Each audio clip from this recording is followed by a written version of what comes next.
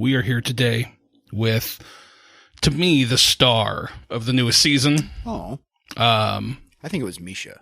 I think it was Agnes. You think so? Yeah. I think Carmine was my favorite of the new season. Thanks, man. I think Mission 3 was Carmine's time to shine. Oh, shit. Thanks, man. If you don't know, that's the voice of Jake. Hey, Jake, how's it going, buddy? Hey, Chris. I'm tired. How Yeah. are you? Yeah. I'm tired, too. Yeah. It's been it's that, like, whirlwind of we couldn't hang out with a lot of people because of holidays, and now, like, last night we were out till, like, 9 o'clock with one of Ricky's friends' parents going to Dave & Buster's and stuff like that, so it's like, I'm not used to that. Yeah. This is my, I don't know. It's a busy week. Yeah. There's a bunch of stuff. Everybody's back to work. Everybody's Seahawks play today. They do. How does that work? If they win, who else has to lose for them to get a seed? I honestly don't know because it seems like it changes like hourly, but it changes pretty much daily. So if we need to win today against the Cardinals, and then I think it's the Packers need to lose against the Bears, which I mean is not going to happen. That's tough. Aaron Rodgers owns Chicago, even though he's not on the team anymore. It's like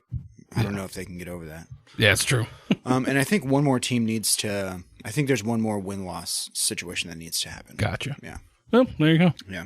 But it's going to be over. It's it's the last week. Then I have to wait like 9 months. I mean, they got the UFL coming soon. Oh, I'm stoked about those games. Are really fun to go to, but I never keep up with. Yeah, me either. Yeah. Like if I'm not going to the game, I don't care. Yeah. And I got my money back, so it's like whatever. Do you remember? It was the last one that you and I went to together, and the cameraman like zoomed in on this. The kid must have been like 19, and the kid looked the cameraman in the face, and then just gave him the fucking double birds. And the cameraman looked so fucking mad. He just like super dejected walked to the other side of the field. Yeah, that's the XFL. Yeah, that in a shit nutshell. was fucking awesome. My favorite thing about it was the Sea Dragons had this animatronic dragon head that they would put onto the fans. Yes. But it was like run on a computer on Windows 98, so it like God. stuttered and glitched, like it was all pixelated. It's and like it was a TikTok filter that turns your face into a dragon that spits fire when you open your mouth. But there's 60 people on camera because it's a fucking jumbotron, and they're running out like 8 gigs of RAM. Dude. So it just like stutters like. Oh God, it was the best. Yeah. So RIP Sea Dragons. Yeah. Until.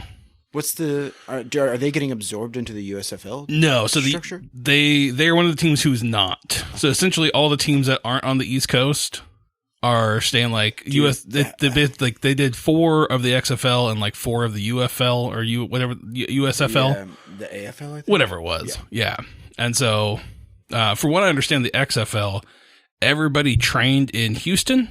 And then they flew out to the games. Yeah. So you're flying 2 teams out to Seattle. That's a huge expense. Yeah, totally. So I get it. Like we're such an outlier that it's like whatever. At least we got a season. We didn't get a season last time. Well, and I'm sure this is only going to last a season. So yeah, I mean, obviously, like logistically, I don't know, but I wonder why they can't just have the team stay in Seattle. So we probably rent. You have to rent the football field. You have to do some other thing, right? So that's an added expense. You could literally rent it from Stadium High School. Oh, I'm sure. I mean, there's fields, but then they're Major League Football. They're league. Semi-professional. So do you think they should be practicing on a high school? No. Where do the Rainiers practice? I truly don't know. I think they just practice at Cheney Stadium. Oh, and then the Sea Dragons were playing at the Clink, so they can't just practice there. No, it's not like they can use like the VMAC where the Seahawks exactly. Yeah. I mean, they could. It's just going to rent it out a ton of money. Yeah. So, but I'm sure they want to keep it all in-house, and it helps control costs. So whatever. I don't. At least there is a competing league. I'm all about competition. At least it's not the NFL's monopoly. Right. I know they're obviously going to win, but yeah, I mean they got. At least there is another option if you hate the NFL, which a lot of people do.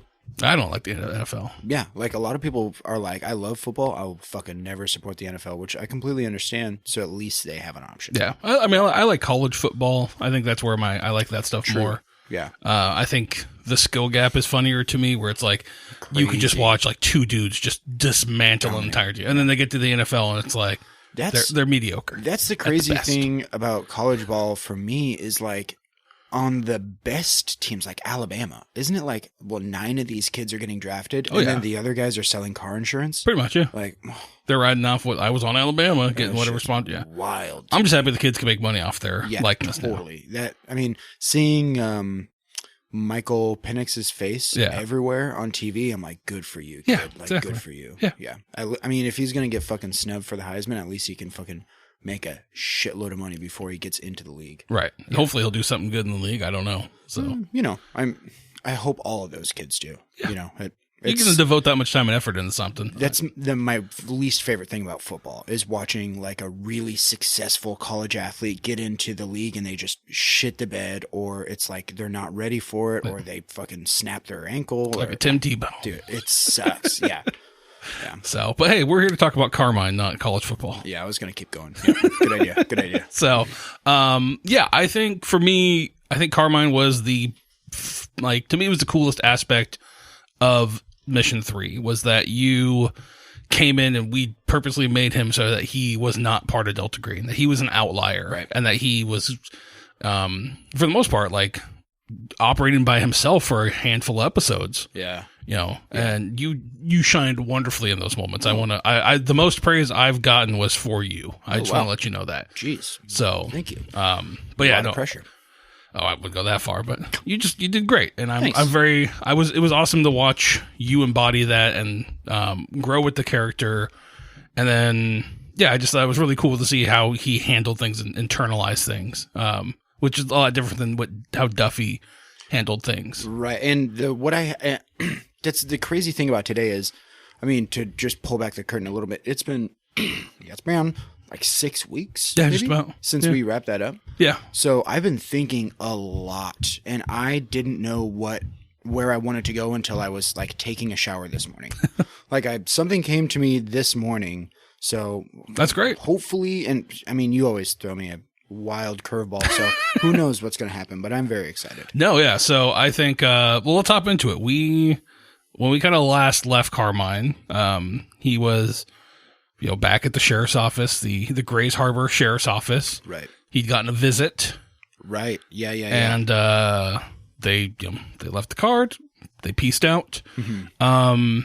What does Carmine do? Is this an experience that Carmine just wants to keep as one thing? Is he content with, I know he's not content with where life has brought him, but seeing that there is this other weirder side out there, does that kind of humble him in a sense? Like, how does he react with the knowledge that he's gotten and the offer that he's been given? I think excuse me, I think it takes a while for him to kind of reckon with everything that he dealt with. Oh, I'm sure. But I think ultimately he ends up, because he was raised as like a Roman Catholic. Yeah.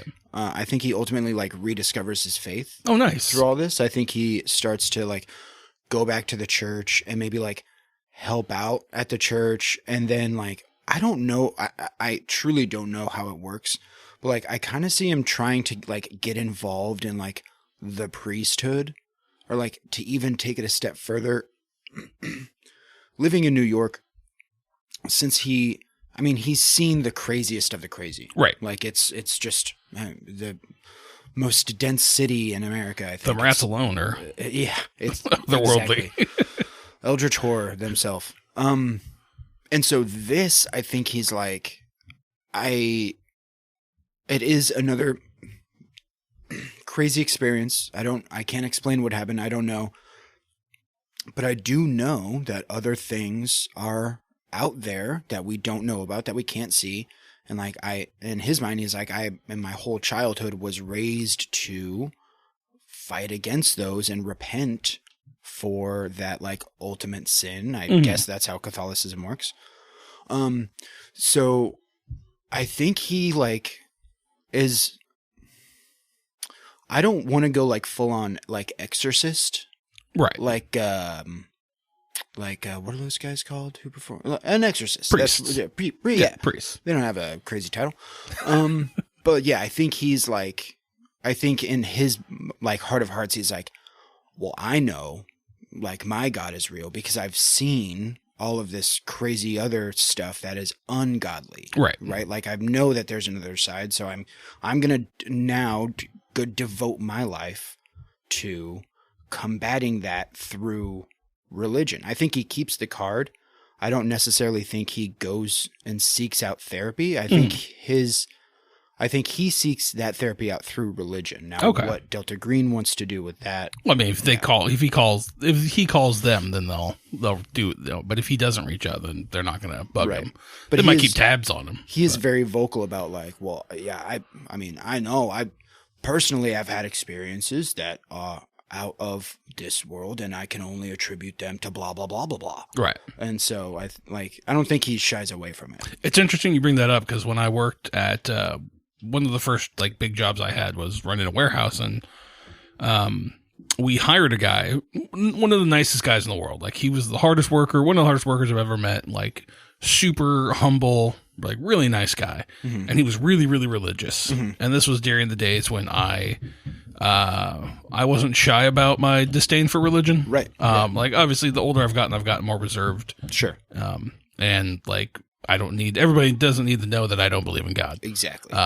But I remember I made some kind of offhanded comment to him because he was like talking about his God, like he was talking about, some sort of religious thing. I'm like, hey, you believe in that shit? Like, all right, man, cool, I guess. Like, don't take me wrong, you're still a good dude, but yeah. He's like, if you've seen the stuff I've seen, you would believe too. And I was like, okay. I mean, but yeah, it was just, he's just like, yeah, he's like, I could tell you some stories that are terrifying. I'm like, I don't think you can, but okay. Right, yeah. Like, but it kind of reminds me of that with Carmine. Like, I remember like the seriousness in this guy's voice, telling me that like, he's seen demons and stuff like that. Was like, because I know you and I respect you. Like, there's part of me that semi believes it, and then there's the other part of me. It's like, nah, man, you are attributing whatever you can. But who knows? Maybe he did see fucking demons. I don't fucking know. And that's the thing is like, I have like, a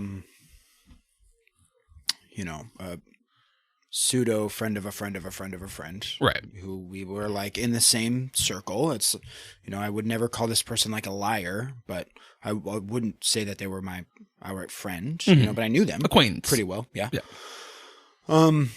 But everybody, like, there was just a story that had gone around, and like everybody kind of knew that like so-and-so's, someone like close to them, they went through like a demonic possession period. And like an actual close friend of mine was like, oh yeah, I was not involved in that, but I was like around when that was going on, and I saw what was happening, and that's what I would call it too.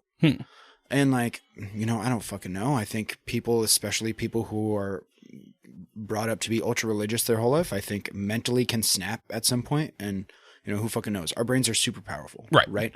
But I also know that I believe in like ghosts, and I believe in a lot of paranormal shit that, it would be stupid of me to be like, yeah, that shit isn't real. It doesn't exist. Right. Because, I mean, I believe in a lot of other stuff. Right, exactly. Along the same page. Yeah, no, I don't disagree with you. Yeah. Like, who's to say that demonic possession isn't like some weird spirit that took a hold of somebody and just fucking with, but I don't fucking know. So I think Carmine's like, listen, I know what I saw, and whether you believe me or not. And then I think, person to person, he can probably chalk it up to like, well, the demons I'm talking about is alcoholism or whatever. Right. You know what I mean?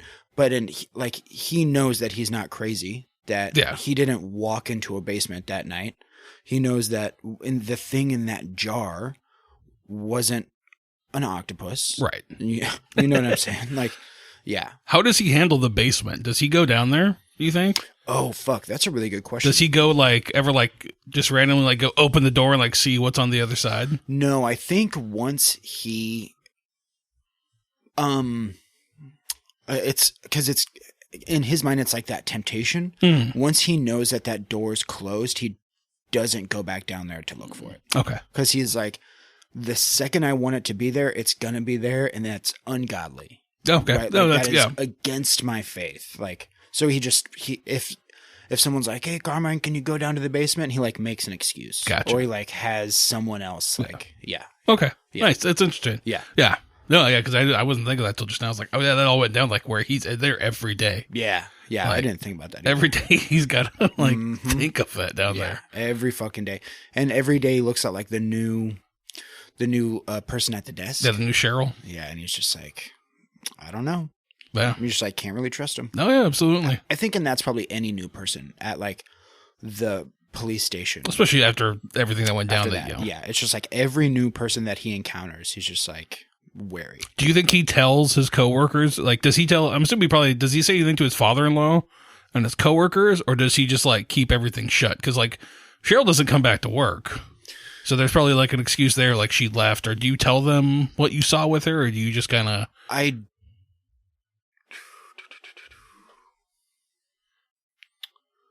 I think he tells Jerome that Cheryl was involved in the church and got us all and tricked all of us. Okay. But I don't think he says anything about what actually happened. Gotcha. That makes sense. He thinks that they would call him like crazy or something. Yeah, he's got to work with them every day. Yeah. Like that's just a headache. Yeah. And it seems like cops are very like bust your balls, like, yeah, but that guy's crazy. Yeah, says exactly. He saw whatever. Yeah. No, 100%. Yeah. So, okay, well, let's get into the actual home activity that you want to do with Carmine. And this is what I haven't checked on yet. So we got fulfill responsibilities. That's where you're going to focus on your family, day-to-day obligations, stuff like that. There's back to nature, where you basically spend some time in seclusion and minimizing stress, distractions. Just kind of like go out by yourself. There's you can establish a new bond. Obviously, you try to create a new bond with somebody. Go to therapy. That's where you talk about your issues. So that could either be like, we could, in this sense, maybe like a Catholic confession, if that's what he wanted to do. That could be a sense of therapy for him. I think that would make sense. Okay. You can improve a skill or a stat. You can do personal motivations, special training. You could stay on the case. Or study the unnatural. What do you think he would do? I kind of want to say he would make a bond with the church. Okay. Like, I think he would make a bond with, like, the higher up organization, like, at the local Catholic church. Yeah, whatever that would be. The Grace Harbor Catholic. Yeah. Yeah. And they have, like, a hierarchy. Oh, of course they do. Yeah. You got your cardinals, and I don't know if cardinals are there, but yeah, they got all sorts of things. Yeah. Okay. So, yeah, I think I want him to establish a bond with them. Okay. Yeah. Let's say his name is Father. I automatically want to go Irish, and that seems pretty prejudiced of me, so I don't want to do that. Well, it's a Roman Catholic church. So, okay. Let's say Father, last name will be Butler.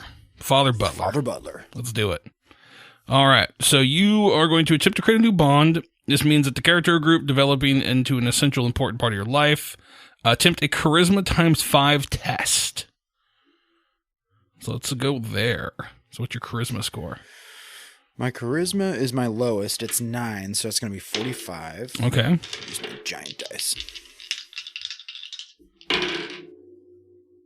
Ooh, 005. Nice. There you go. So you create a new bond with them, and it's equal to half your agent's charisma score rounded up. Okay. So, unfortunately, devoting so much attention to the new bond reduces the value of one other bond by 1d4 points. So who do you think you would lose a bond with?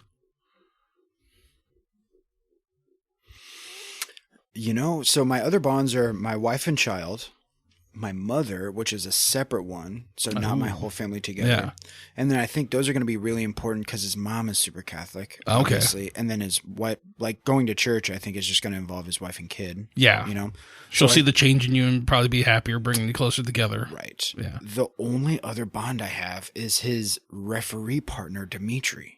Well, that makes sense because you're going to church more. And you might not be available as much to do I missed that game that night. Yeah. And then starting that night, I got a little flakier. Yeah. Shit. So it's 1d4.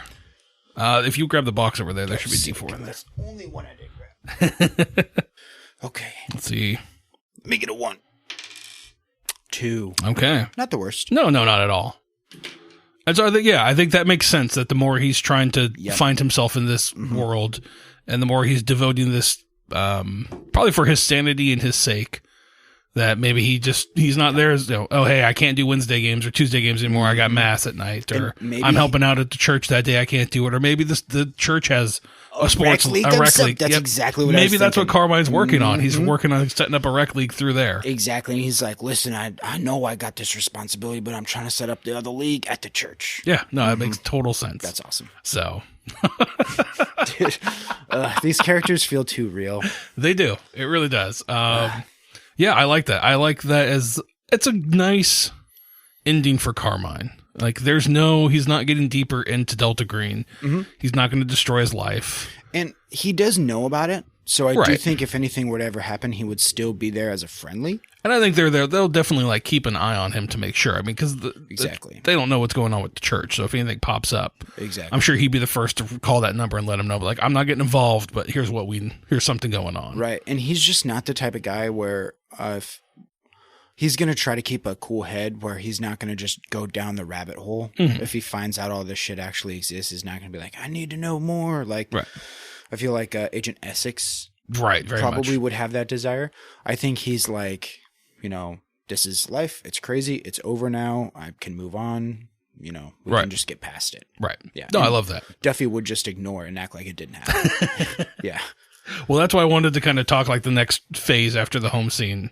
What was it like in your mind? How did you prepare playing as Duffy versus playing as Carmine? I know one was within Delta Green, one wasn't. Was it harder to play like Carmine in the sense of like you had to pretend that you didn't know all this crazy shit was happening versus like Duffy, it was easier for you to justify knowing all this weird shit? Or how did that work for you? I think our group especially is very good at not using meta knowledge against the DM, and especially like seeing all of the effort that you put into these. Like, that's another thing is like, I'm not a huge fan of like homebrews. Mm-hmm. I really like sticking to the book. But like, these have been so much fun, and like, I never know what you're going to throw at us, that like, it just doesn't really even help to use meta knowledge, and it would just kind of suck because you like do such good prep. Well, thank you. I'm saying? So it was difficult being around the other three agents and like, no fault to them. Like, it's a confusing situation, but they would say things and be like, oh fuck, I didn't remember that you weren't in the room for that, or blah, blah, blah, blah. But like, that happens. So in that very minor aspect, it was tougher, but it was pretty similar. I mean, this kind of sucks. Like, Carmine and Duffy are kind of like, they're pretty similar characters, which I kind of want to get away from. But Carmine was a little bit more rough around the edges, where I could just kind of be a dick. And Duffy is a little bit more charismatic, where I have to like figure out how, I have to figure out how like charismatic people act, because I'm not that way. Right. So I don't know. They both have their pros and their cons and their challenges. But I think I do like playing Duffy more. Okay. Yeah. That makes sense. Yeah. Yeah. I thought you did great with Carmine. I really love that outsider aspect of it. I thought that was a really cool aspect of the I think that really made Mission 3 feel different from the other two. Yeah. Was like, there was that tension within the group of like, okay, are they actually going to tell him all this shit? How much are they going to try to hide from him? Right. Like, how much are they going to respect that aspect of once he's in, like, it's over and he's going to see shit that he can't see. Exactly. Because when we had that idea, I was like, 3 sessions in, they're going to try to get him into Delta Green. Yeah. Like, immediately they're going to try to rope him in. And then as we were going through it and no one had said anything, I was like, okay, I guess they're going to try to hide it from me the entire time. Right. And then in like the last episode, Cody or Drano just like spilled everything. So yeah, it was very wild. I didn't know where the other agents or where the other players were going to go with it. I thought for sure that I was going to get like brought in like a couple episodes. That makes sense. Yeah, it was very much. Yeah, I didn't know what they were going to do either. I didn't really talk with them. I just kind of left it up to them of what they thought their characters best way to go about it would be, because it's not. I mean, I don't want to put any ideas in anybody's heads. I wanted to feel natural and organic, and that's why it was so fun. Is like you and I had the idea, and then we never talked to anybody about it. Right. Like we didn't say shit to the other players. Like once it happened, it just happened. So they kind of had to figure it out for themselves. Unless they listened to the episode where, like the character creation episode where we talked about it. Right. Which I don't think they do. I think Tyler probably listened to after Tyler the fact. Does. Yeah. But yeah. So that was a lot of fun. That was a blast. I think that was one of our best ideas. I think so too. Yeah, I loved it. I like I said, I love the way it played out. Yeah. And I love the openness of Delta Green, basically making a game like you don't have to know any of this exists. Right. You can just be 4 cops that deal with this, and then Delta Green later comes to you. You can just be like 4 Joe Schmoes off the street, 4 mailmen who get confronted by this horror, and then now all of a sudden Delta Green has an interest in you. Like, you don't. No, 100%. Awesome. Yeah, that's what I love about it. I've been toying around with some other ideas for like, I don't know if they one shots or whatnot. And I had this really fucked up idea, and I'm trying to work on it more. But I don't know if it would be for the podcast or just a home game. I need to I was thinking about doing it as a shotgun scenario. But I need to figure out more of it. Like, I need to flesh it out more. But yeah, I just love it's nothing like we did here. It would be completely way different, much more like, I don't want to say cerebral, but it'd be much more like in a fucked up sense of like people losing their minds and stuff like that versus just like seeing something terrifying. Right. It'd be more like questioning and that kind of sense. So, but yeah, no, I think Delta Green is a fantastic game. I'm in love. I'm glad we picked it. It was very much funny to me. It was, here I thought we were going to be doing like Blades in the Dark or something. As soon as we did this, it was like, we're going to do that. That's the funnest. Even like the other game, like, there's a Warlock game I run and a home game. Not everybody can make it to the session, and a couple of the guys listened to the podcast. I was like, yeah, if you guys want, I'll run you through like Last Things Last. And so I ran him through Last Things Last. And one of the guys reached out. He's like, he lives in Arizona. And he's just like, hey, apparently, and he's going to be in town in February, and they want to get together and do like an in-session Delta Green game and like actually like sit down and play everybody in the same room. Yes. So I'm like, okay, fuck yeah. I'm more than happy to do that. Let's do it.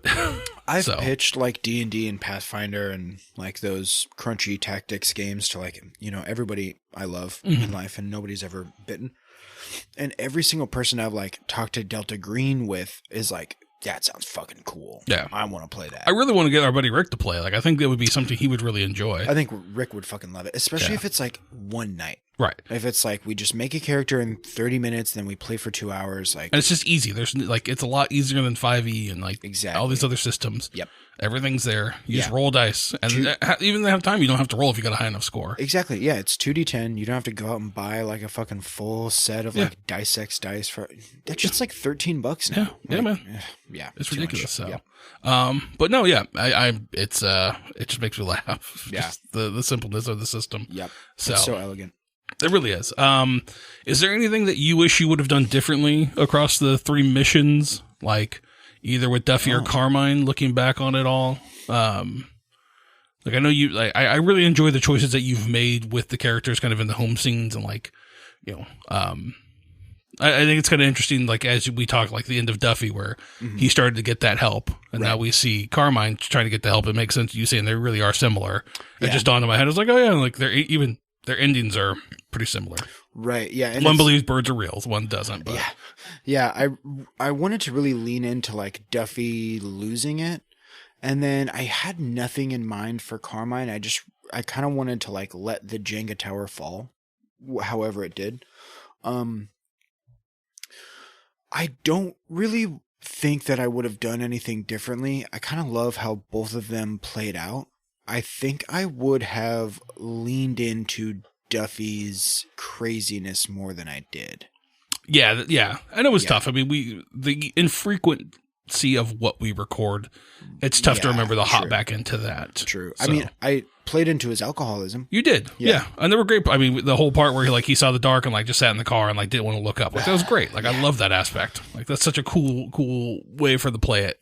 But I do wish that like I kind of texted you about this, texted the group about this, but like I wish I got him sketchier. Yeah. Like I wish I got him a little bit more, cuz like another thing I like about Delta Green is like you're not a good guy. No. Like, and I think that's where us 4 especially lose that thread a lot.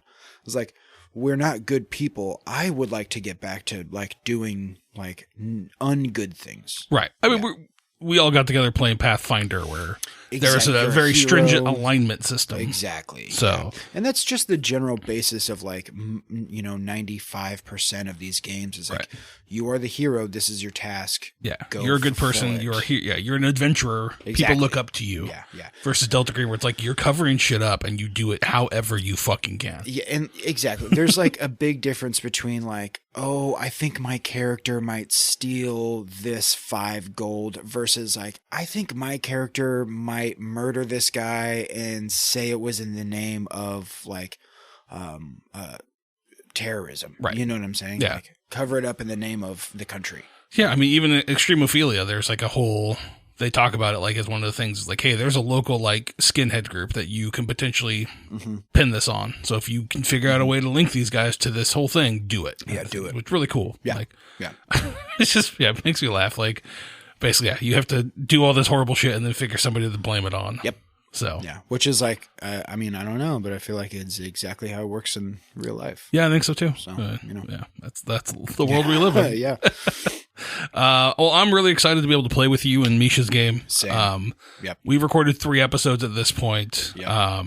And it feels weird to be playing because I don't get to do it a whole lot, especially like Delta. I've only ever played Delta Green one other time. Right. So this is like, but this is trying to get into the mind of my character. And I feel like he's going to be a real big piece of shit. I've mentioned this on all the other games. You've played him pretty cool. You've played him like a jerk, but not like a gigantic piece of shit. Yeah, that was my line I wanted to toe, was like, I'm basing him off of like all the males of the generation before us. So like my dad and all of that, where it's just like there's that inherent sexism that comes along with their entitledness. Every time, and I don't have that. Like I don't have that. Like that's exactly. Not me. Every time you ask a character's name and then call him something else, my stomach like cramps up just a little bit more. Yeah, he's just, I wanted to make him just like completely oblivious or just like not fucking caring. Like he just doesn't give a shit. Yeah. Like it's basically like if you've ever worked a retail job, Chris's character is that guy that you fucking couldn't stand. He wasn't like a terrible customer, but you're like, oh. Yeah. Great. I bet he's kind of like a shitty used car salesman is what I'm kind of looking at him like he'll call you like champ and sport and like whatever name he can throw out there. Yeah. But and not your real name. No. Yeah. But that's really, I'm trying to base him off of that generation that we grew up with that like I remember watching and like, how is this? I'm glad that I didn't pick up these morals along the way. Dude. Same. Like, I don't know like what the dividing line is between like us and them. Yeah. Something happened. Yeah. Like a switch was flipped where I'm like, how shit's wild. Yeah. I don't get it at all. Yeah. Oh, well. So, but no, yeah. But I've always kind of ended these like one-on-ones is like, I am extremely happy that you're here playing the game with us. Ever since Grantheon the Pantheon and all that shit, I knew as soon as you and I met that 5e game, I was like, I'm going to play with this guy as long as I can if he puts up with my shit. Same. Yeah. I had no one to play with. I played in high school and then I had no one to play with. And then Rick invited me to your game and I was like, fucking finally. Like if this guy will invite me to his games, I will play for the rest of my fucking life. Yeah. I remember like the first time I met you, I was like, I don't know if Jake likes me. It's like, no, that's just Jake. Like he takes a little bit to like get to know him. I was like, all right, cool. Yeah, exactly. And I was like, fuck dude, I hope I get invited to one of these games again. Cause it was a fucking blast. Yeah. And then I still remember, can leave the names out of it, but someone hearing a sound down the hallway and being like, I'm going to go check that out. And all 4 of us being like, you shouldn't do that. And then them being like, I'm going to go check it out. And then them getting attacked down the hallway. And then us being like, we don't know that you're being attacked. We don't know. Like, we just have to stay here. Like, oh man. I remember you did like something really cool within the limits of like the 5e system. And then the guy right after you's like, all right, so I'm going to run up this wall, backflip, and like shoot 2 arrows. I'm like, you can't, you only have like 10 feet of movement at this point, dude. Yeah. You can't really, and the athletics check to flip off the wall is going to be your major action to do. Now, as a GM, I'd be like, yeah, man, let's do it. But, well, even in like Pathfinder 2nd edition, with that 3-action economy, it opens all that shit up. Oh yeah. Like anytime you want to do that shit, like it's pretty much available. Yeah, absolutely. Yeah, that's what I like. I'm as much as I'm over power fantasy Pathfinder 2e is a very well put together system. It is a fantastically put together system. Yeah, It's just not my wheelhouse anymore. Yeah, so. I feel it. I'm so into it. Like, it sounds like you'll probably not continue GMing it after Age of Ashes. I mean, if people want to, I will, but I want to take a break from it. Yeah, like, totally. If Tyler wants to throw, because that Malevolence game was amazing. If Tyler threw a game together, I would hope that you would be. I'd play with you guys. Okay, yeah, I'd totally play. It's cool. I'm running so much Quest of the Frozen Flame right now. Oh, okay. It's like I'm still hitting that point. Like I had a TPK the other day. Yeah, the shit that you told me about that game, I'm like, I don't want to play that. I don't know how they thought these fights were going to be good, but yeah, the encounters are the biggest flaw in. I think the math. System. Yeah, some of the math is just wonky. Like, yeah, the bonuses that monsters have to saves, and maybe got fixed and remastered. I don't know. I haven't looked at any remastered stuff because I haven't until I know all the classes have been remastered. I don't want to fuck with it because exactly. I don't want to do half and half. Exactly. Yeah. I don't want to. And if like in our Age of Ashes game, like the Gunslinger and Alchemist haven't had anything done. Right. But the Champion and the Magus have. That's not fair to the Alchemist and the Gunslinger to not have these cool new tools. Mm-hmm. So I'd rather wait till I know everything is up to date, and then we could do it. But did I see that they were doing a Starfinder 2e? They are. I mean, I really and it's compatible with Pathfinder 2e. I really want to dig into. Yeah, I would give it a try as long as they fix the Starship concept. Starship combat was the thing I hated the most, and then like the energy, and stuff like that. For me, it was just like. Because I only listened to it be played. I never played it myself, but it seemed way crunchier than even I wanted it to be. I think it was really hard to make combat lethal in that sense, like unless it was like a hazard. Like it was really hard to have, I guess it's the opposite like Pathfinder 2e, where like every combat in 2e, even if it's like an average fight, feels like it's deadly. Right. Starfinder was the opposite of that, where it's like, unless you were throwing something like 5 or 6 levels ahead of them, there was no way that you were really going to like make them feel like sweat. In danger, Yeah. Like I'm not trying to kill characters, but I want there to be a moment where like the fight where it's like, it's tough. Yeah, exactly. But not like, oh shit, we're going to get wiped kind of thing. Every fight, like Pathfinder 2e feels that way at points. Yeah, it definitely does. After like 4 hours of the same combat. Right. Like, I think we're going to lose this. Yeah. So, but I do want to close out on this. I want to thank you for the years of work that you've put into all this. Well, thank you, man. I mean, you and I started playing, we were just talking about it. Well, that had to be 2013. Yeah, because Rick was still in that sketchy house in Tacoma. Yeah, at the Lookout. It was, so that was probably 2013. About that. So like 10 years of work of GMing for me, and it's always been amazing. It's always been great. This last run of like homebrew things have been like the most fun I've had gaming. That's awesome. It's been fantastic. I think what Delta Green is very much, it feeds into my wheelhouse of like my love of horror and playing off of like learning when to like pick up the pace. And I think my issue is I love slow burn horror. So I'm very much in that sense of like, everything's good, and then like shit hits the fan and it goes really fast. Right. And I'm trying to really work on that where it's like, let's be a little bit more like suspenseful and paced out better. That makes sense. But because I mean that's always been my favorite type of movie. It's like, okay, like I'm an hour and a half in, now I know all the crazy shit's gonna happen. Exactly. And I still love that hour and a half, but like that last half hour makes the movie for me. Right. Exactly. And so I think that's just something I want to work more on pacing wise. But it's also tough because I'm going at the pace with you guys. Right. So we're slow as fuck. Well, not even that. It's just I want it to make sense, the pacing that we're doing. Sure. I don't just want like shit to randomly appear and be like, oh, it's here now. Exactly. I'd rather there's a good lead that you guys found heading towards it. So, but yeah, it's been amazing. Well, thank you. I appreciate that. It's good to hear. Thank you for all the hard work. I will always put it out there. Appreciate it. As I've always told you guys, I match the effort that you guys put into a game. So if I know people like you are going to be playing, then I'm going to put more effort into it. I mean, the fact that you don't listen to episodes as they're released until the whole thing's out, at least for the first season or two. Yeah. I thought that was, or mission or two. That's awesome. Like that is amazing to me that you put that much dedication into keeping yourself in the dark, dude, about what's going on. So it's weird to me. It's like reading the adventure, like as you're playing it, like why, if the whole point of it is to not know, like I'm not going to know. I don't.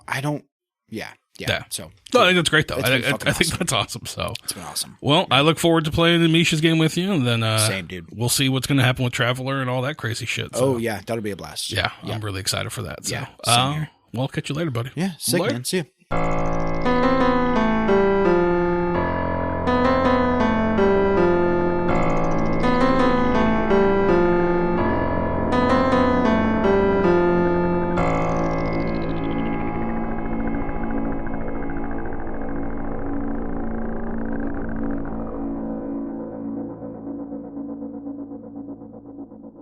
Hey, everybody. It's us here at the Chaos Engine saying hi. What's How's it up? going? Hello. I hope whatever you're doing here today is awesome and fun. We are here to talk to you guys about a, I guess, exciting moment for us as a podcast. We want to just preface this by, no matter what, we are going to continue doing the podcast as it is. We're not going to change that. We're not going to stop doing that anytime soon. Well, I even want to double down on that and said, even if this whole thing shit the bed, we would still be gaming this same group, doing this exact same thing, maybe just without a microphone. Exactly. So Yeah, this why don't we changes, tell them what this is? Until we this hate changes each literally other. nothing. But we are going to be creating a Patreon.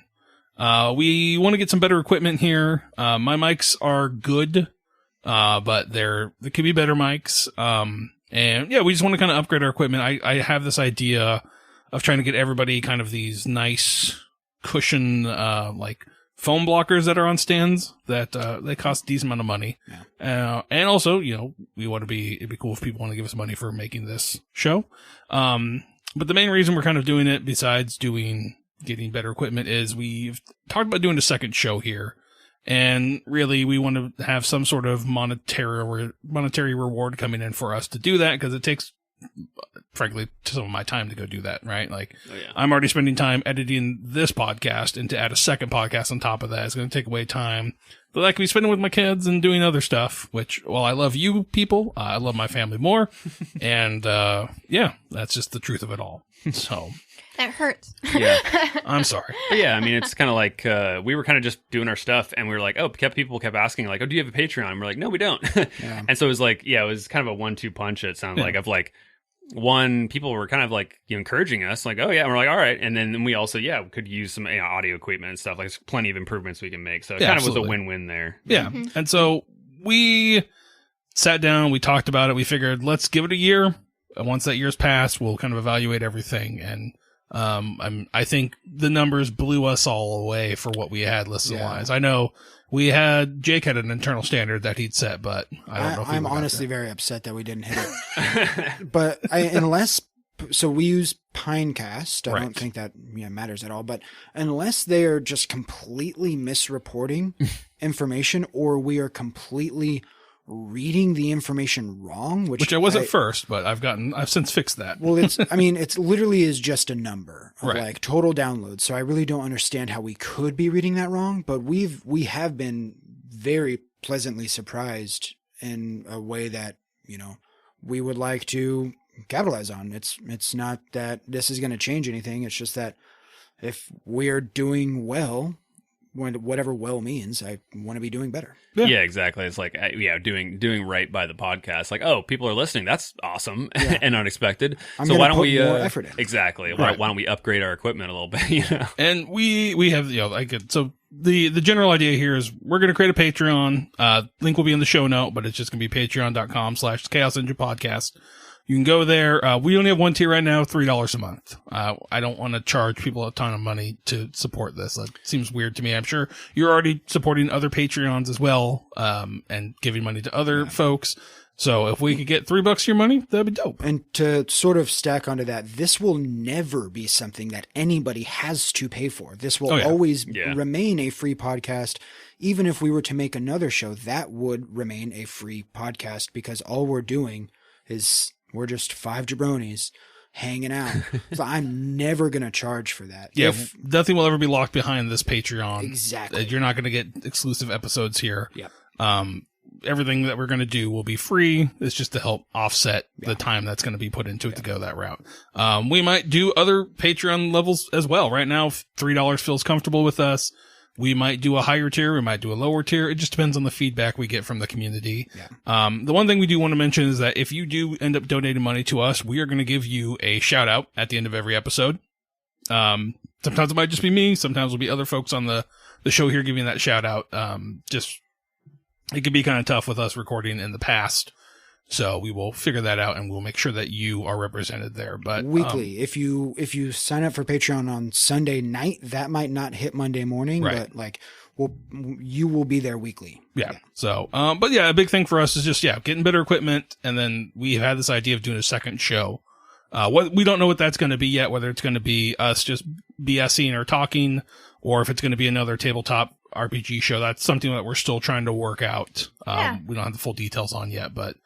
We like the idea of doing a second one. We all like each other. And so, yeah. And I know obviously Misha's running the current game as we speak, and then I'm going to be taking over Traveler on kind of the main show. Mm-hmm. But if Misha gets the bug, and exactly. if Misha's like, I got to do this again on a second show. Exactly. You know? So, but yeah, we're very excited for this. We can't thank everyone enough for listening to us that's listened so far. I have been floored by the amount of listens we've gotten to. I think this is probably the most successful podcast I've ever done. Kind of by far, like because we did another podcast before this, and it was like okay, but it wasn't enough to like be motivated to keep going because it wasn't like really growing; it plateaued. Right. But this one just keeps going up. Yeah, yeah. So it's a great system. I think a lot of that has to do with Delta Green and it growing, and a lot of people getting into it. But we've also gotten a lot of good feedback on people like us and the group and the way we play. Mm-hmm. And I think that's the goal for me was always to try to put a realistic table out there. Yeah. I didn't want it to feel super overproduced. Yeah. And like everybody had to have a character voice and come dressed up as their character. Just fucking play. Play, have fun, make jokes. Yeah. Like just I want it to feel realistic. Yeah. So and that being said, that also includes like, well, yes, you are never going to have to pay to listen to this, and you are also never going to have to sit through an advertisement or a commercial. True. You're never gonna get like a brought to you by blah blah blah. I'm not selling you Manscaped. Yeah, it's not gonna happen. If it's the front, back, like mid, it doesn't. It's never gonna fucking happen. None of us are ever gonna sign off on. You know what I love? MeUndies. So comfortable. I'm wearing my bird dogs today, so I'm really warm. Yeah, no, I don't want to try to sell you anything. Like I always so weird with that because it's like I don't use any of that. Like I have a very weird. Oh, I'm sorry. That was my AG1. My bad. That was a slurp. I have a really weird problem. Like, I don't like wearing brands. Like, I don't like brands on my clothing. Like, outwardly noticeable. Like, I have a hard time committing to stuff like that. So I can't do advertisements where, like, I don't know enough about, whatever the fuck, like the toothbrush company. Like, I don't fucking know these people. They could be shitty human beings and I'm not going to support them. So I'd rather just not do ads and just do our thing. And if you guys are willing to help fund that, awesome. If not, totally cool. Yeah. Mm-hmm. This is for people who want to. If you don't, it doesn't matter to me. Yeah. So. Yeah. And I also really enjoy the random Instagram messages I get from people that listen that tell me to tell Cody things. Like, I really like Cody's character. Please tell him that. I'm like, who are you?